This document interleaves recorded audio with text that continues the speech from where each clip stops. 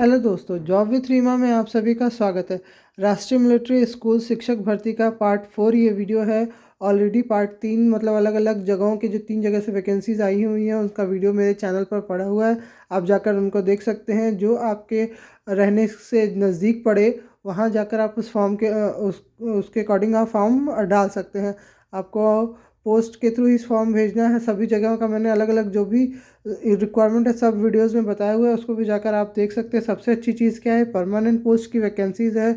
7 CPC salaries होंगी। 7 CPC क्या होंगी, नए गवर्नमेंट नॉर्म्स के अकॉर्डिंग सैलरी तो चेंज ही हो जाएगी।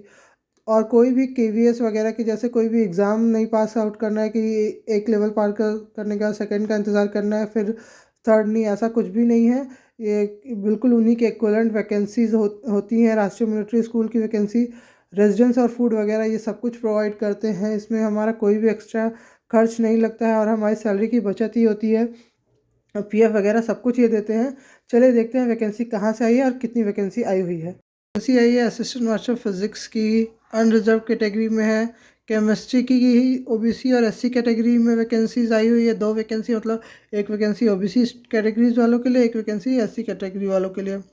और उसके बाद असिस्टेंट मास्टर इंग्लिश की वैकेंसी आई है EWS कैटेगरी में। ओके,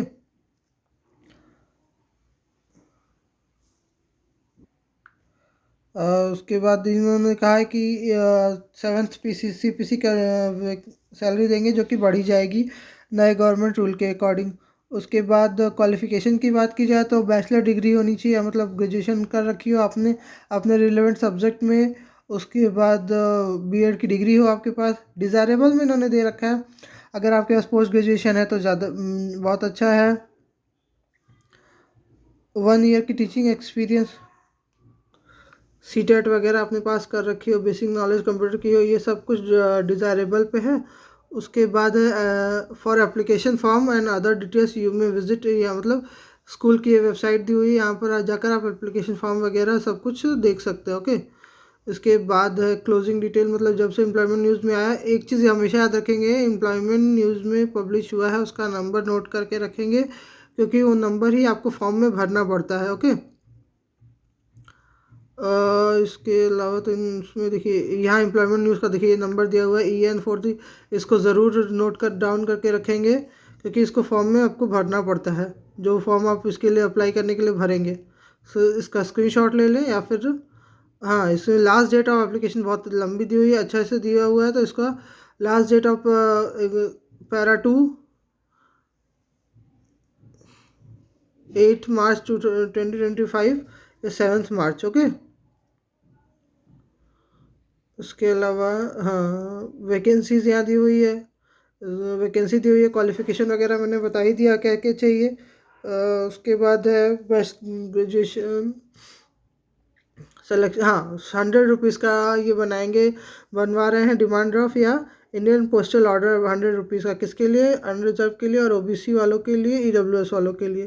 तो अनरिजर्व की वैकेंसीज है, OBC की वैकेंसी है, तो आपको बनानी पड़ेगी 100 रुपीज़ का डिमांड ड्राफ्ट या फिर पोस्ट ऑफिस में जाके इंडियन पोस्टल ऑर्डर बोलते हैं किसके बिहाफ में, राष्ट्रीय मिलिट्री स्कूल बेंगलुरु के बिहाफ पे। Okay, no fees for the ex serviceman, अगर आप एक्स सर्विसमैन है तो कोई फ़ी वगैरह नहीं देनी है।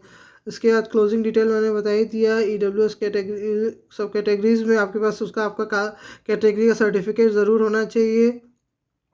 कोई भी मतलब अनऑथराइज डॉक्यूमेंट नहीं होना चाहिए कि नहीं आपने कोई भी सर्टिफिकेट लगा दिया, सभी वैलिड सर्टिफिकेट आपके पास होने चाहिए।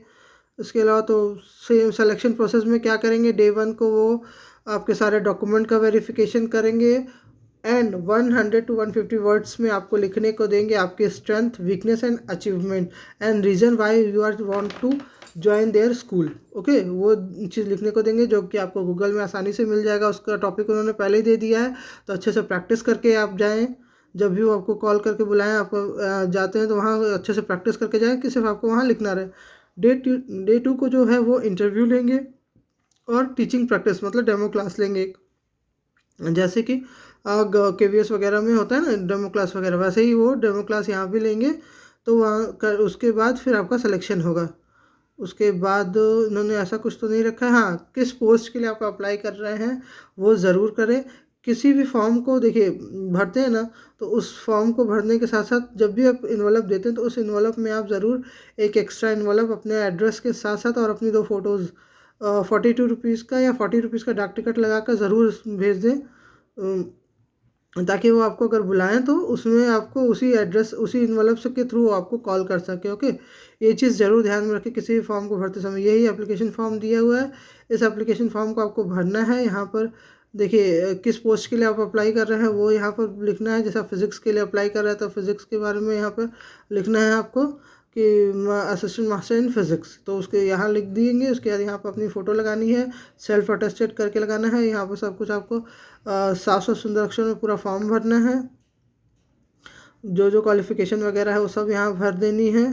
उसके बाद सिग्नेचर,